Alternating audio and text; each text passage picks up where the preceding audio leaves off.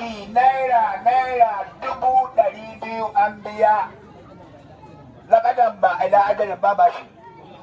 jama'a wallahi ban shaida malam ya ce amma da ci da sha shaida kan nayi amma ci da sha ba ni ban gani ba sai zuwa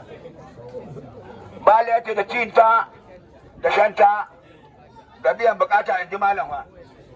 da koya addini da wurin zama da kula da lahiya da tubatar da ita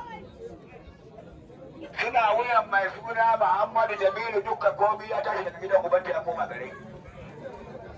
wakili kayata ya yanka jama'a man shaida wallahi mun shaida da ba koki ba ce da amin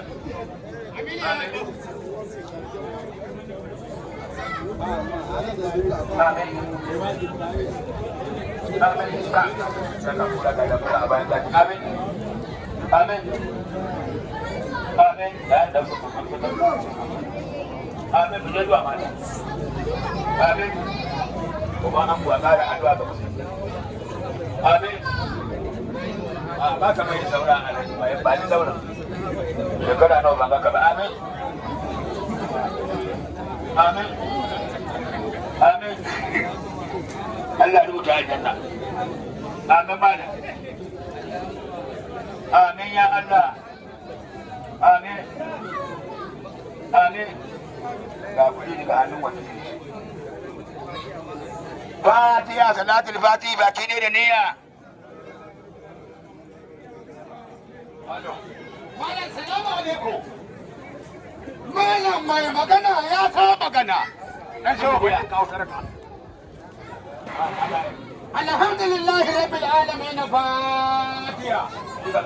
malam yanzu wanda ya kira ni ya aiko ni mai gayya mai aiki mai kaji aikin gayya uba bukin masu abu na sale haka alhamdulillah haka yake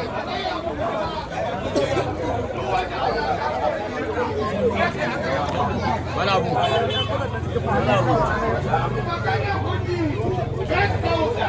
dubu goma da hausa naira 10,000 da hausa in ji habu na sale na sale